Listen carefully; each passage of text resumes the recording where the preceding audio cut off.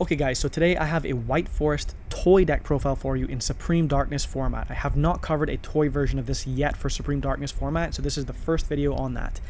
I want to talk about the game plan for this particular iteration of the deck, the reasoning behind some of the non-engine and the engine ratios here, and then I'll show you some combo lines and some actual gameplay against meta, including some losses, so you have an idea of the deck's weaknesses, not just the strengths. If you're new to the channel, I mostly cover White Forest content and also Yu-Gi-Oh! Deck theory, like deck building, math on ratios, stuff like that. So if you're interested, feel free to subscribe or join the Discord. Link is in the description, or don't. Okay, so what is the game plan here? First of all, AZette is the heart and soul of this deck. I know that a lot of people like to play one of this because it's searchable. I want to draw this in every single hand ever against every single deck ever. So this card usually will use its two effects, the special summon effect, and if it's sent to the grave, a synchro material search for a Sinful Spoils card effect. The third effect, where you get to fusion summon using monsters from your hand or field, fusion and Azamina fusion that is much more likely if you have access to tank. So technically the toy cards are a little bit better in Supreme Darkness. Usually it does the same stuff it always did, where, for example, if you have box, then the soldier can give you the Sylvie or the Rusia, so it kind of like bridges your engine that way.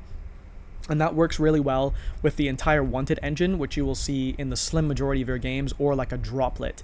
If you like, box, set, soldier, tank, droplet, send, soldier.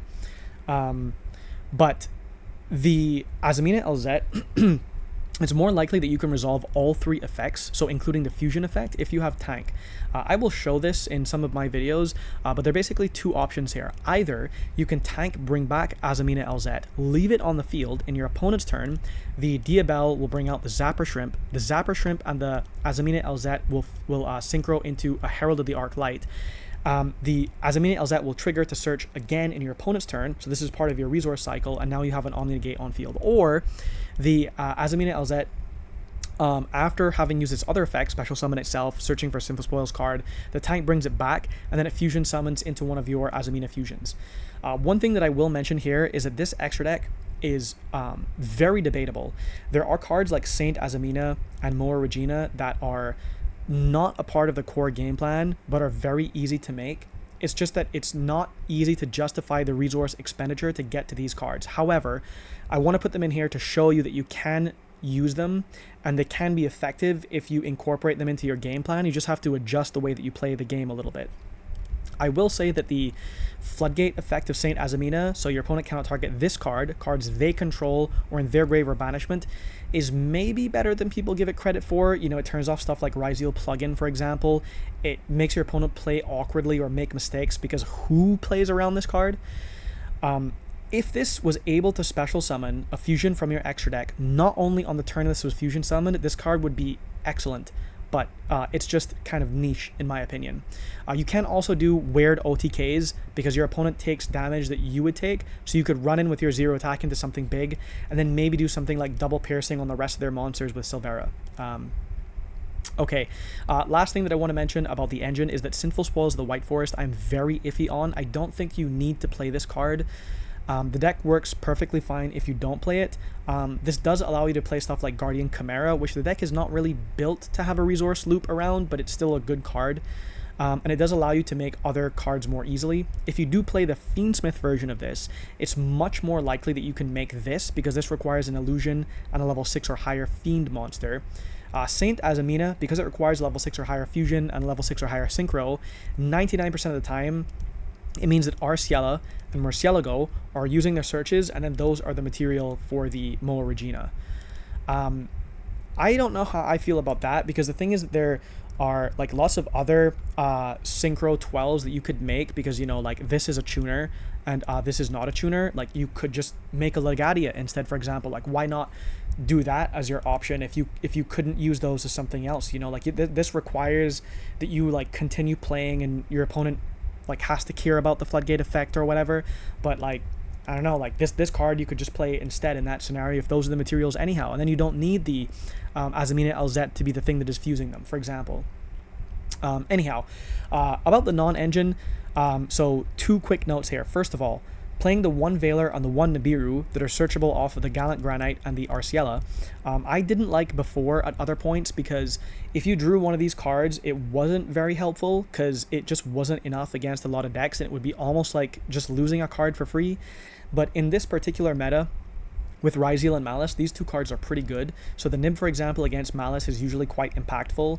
Pure Ryzeal is a lot less popular than Fiendsmith Ryzeal, so you often will be able to trade into stuff like an Engraver and a Necroquip right before they make the wave hiking. Or you could Veiler the Duodrive or the Sequence or the Dormouse on summon. So these cards are a lot less bad to draw now, and they can be part of your end board and diversify the locations of your interactions. If you are not familiar with that concept, you don't just want to have all of your interactions in your monster zone, you also want to have stuff like Azamina unleashing in your spell and trap zone, so you lose to less types of things, and then also like a searchable Nib, searchable Veiler in your hand. Okay, last thing I'll say here is if you are on a thrust package, it means that there is flex for what your thrust targets are. This represents kind of a flex spot. This could be lots of different types of things, including an Ultimate Slayer. You could maybe main one of these, side 2 of them, or go all in on the breakers and main 3 Ultimate Slayer, not play Nib, not play Veiler. Then you do need to take out like Saint Azamina, Moa Regina, and maybe Masquerena. So you have the Aggregator to send off the Slayer, you have the Bucephalus as your link target that can then dump the Garura so you get a draw 1. So there is a lot of flexibility in what you do here with the extra deck if you are not on the Fiendsmith cards.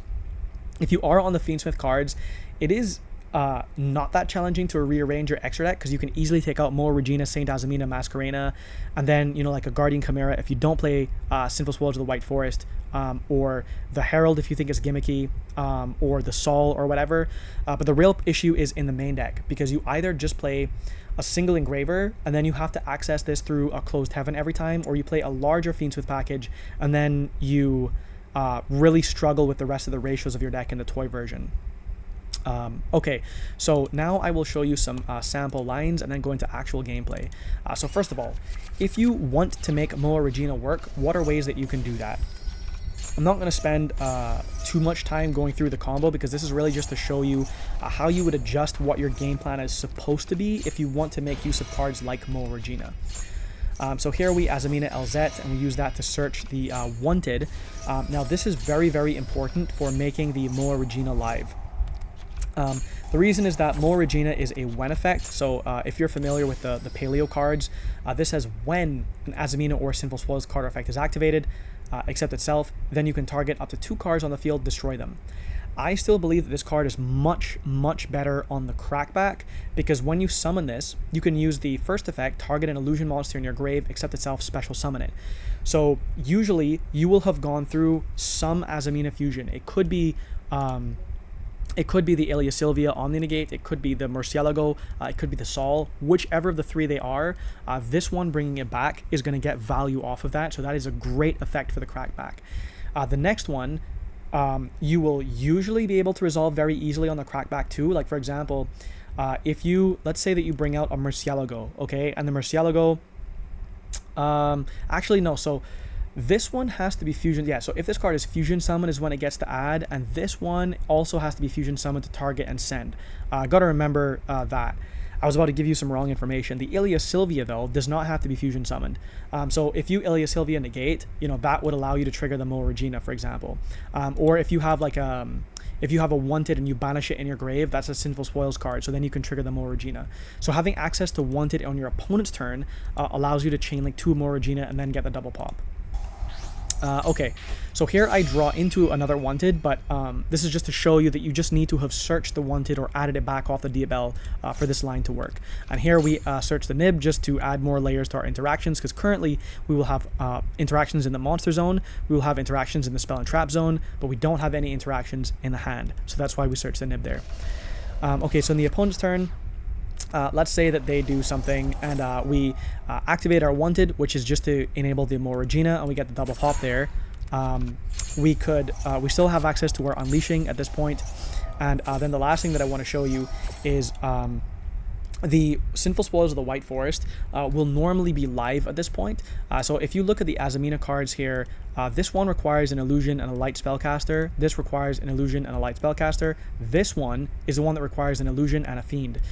So if you want to bring out the Omni Negate in your opponent's turn, and you don't want to just have it sitting on your board from their first standby phase, more likely to die to stuff like, it could be like a Dark Ruler, it could be a Droplet, it could be the Ultimate Slayer, could be whatever. Being able to choose when you want to put another Omni Negate on your field is very helpful. So here would be the Light Spellcaster. This is an illusion. This is an illusion.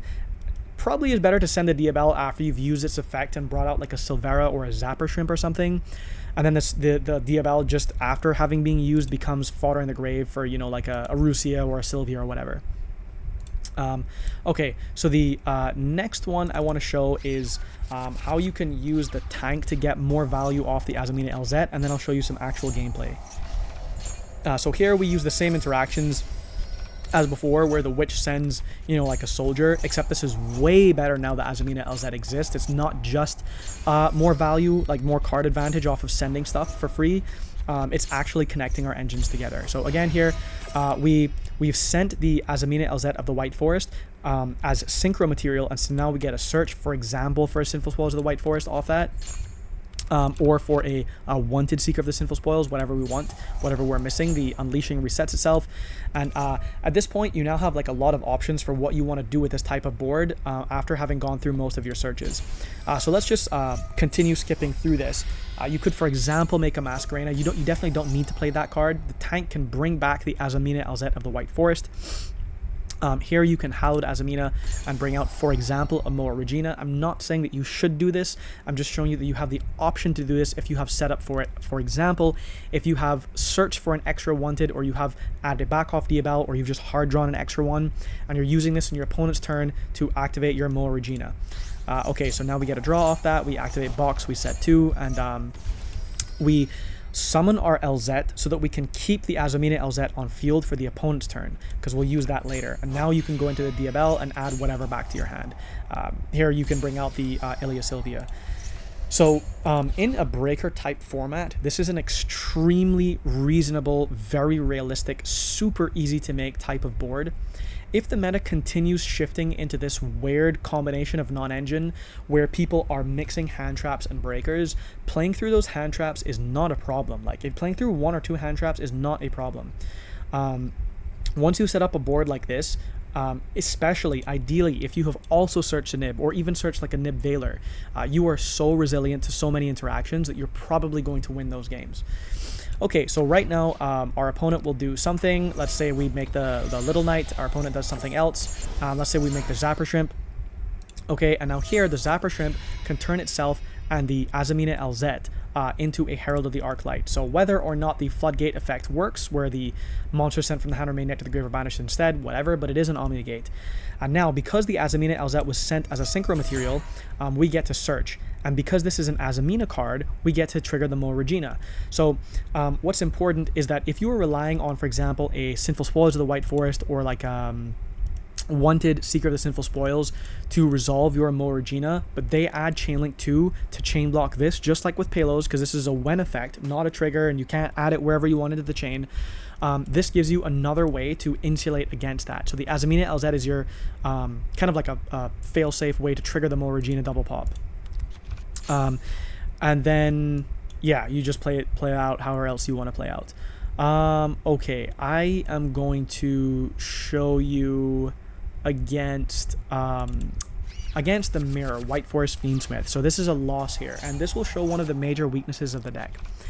If you play against what is basically like a functional FTK type deck, like a heavy gas White Forest Fiendsmith Azamina type deck, and you have not hand trapped them, okay, because you're not playing the type of non-engine that will hand trap them, there is almost no way that you can beat that deck. So if you look at our hand right now as they continue to play for free, totally uninterrupted, you'll see already that the moment they use a Fiendsmith card and reveal that, you know, that they might be making a Desiree, that you actually can't beat this. Like, it's really impossible.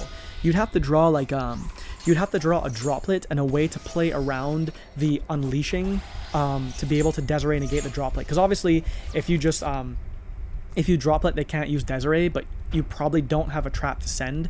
So you would Droplet send whatever, they go Unleashing, even though it doesn't matter, you know, like what they bounce, and then they can add Desiree to the chain and negate the Droplet. It's like, you know, that's really hard to play around. So you'd have to have a way to play around that. It's just not realistic. I mean, maybe you'd have like Ultimate Slayer send Bucephalus send like a Garura or something. I mean, I don't even know like exactly in this particular deck what you're supposed to do to beat this.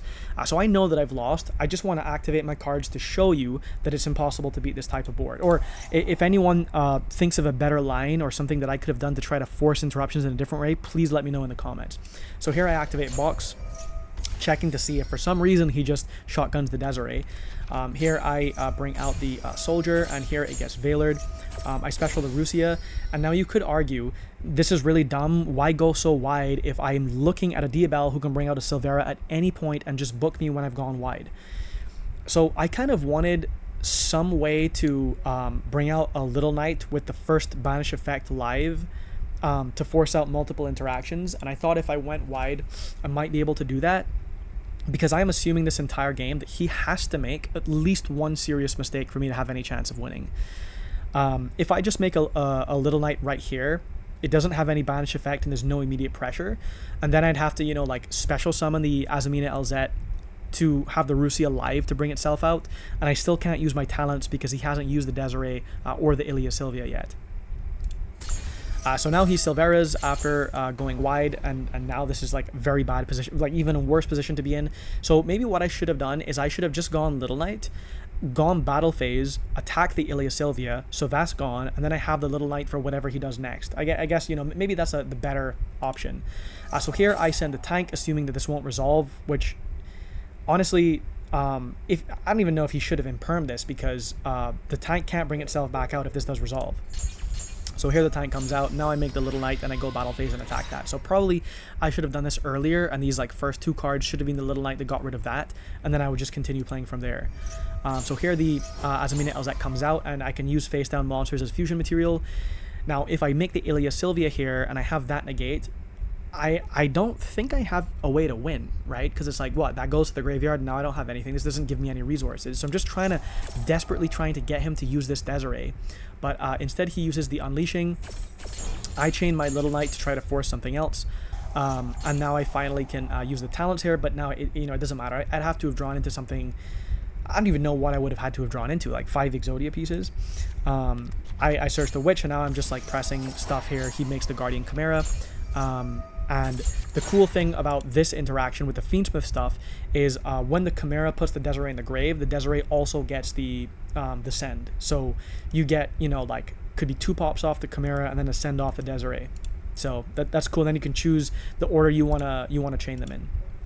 So what are my final thoughts on this for the moment?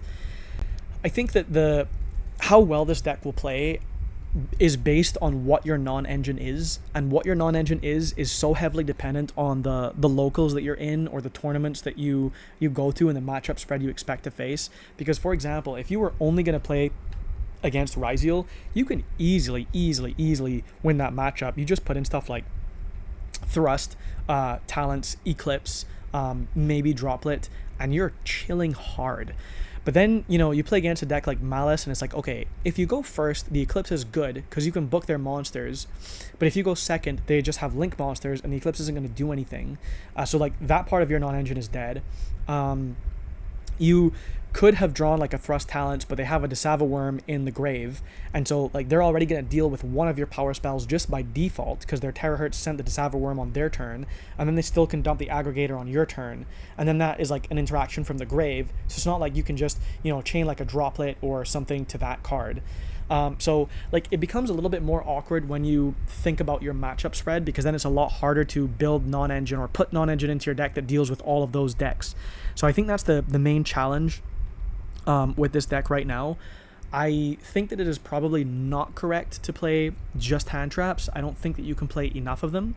I did try the combination of hand traps and breakers, but I found that if you're too unreliably drawing into your non-engine, like sometimes you draw one hand trap, sometimes you draw a hand trap and a breaker, like you can't really expect to win games when really you want to see at least one power spell every single game. Then you should just be building your deck to do that.